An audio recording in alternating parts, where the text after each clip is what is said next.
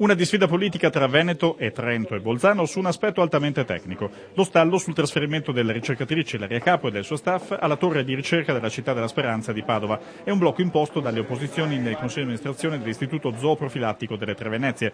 E sono buona parte delle, definiamole, due Venezie, non venete, a tenere duro, temendo uno strapotere della Regione Veneto a dispetto dell'identità triveneta che Trento e Bolzano vorrebbero mantenuta.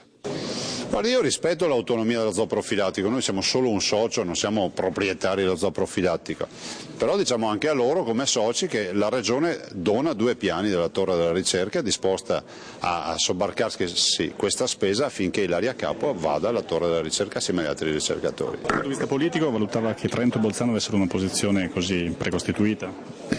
Ma guardi, c'è che l'ambiente fosse stato un po' così super eccitato da questa vicenda è poco ma sicuro.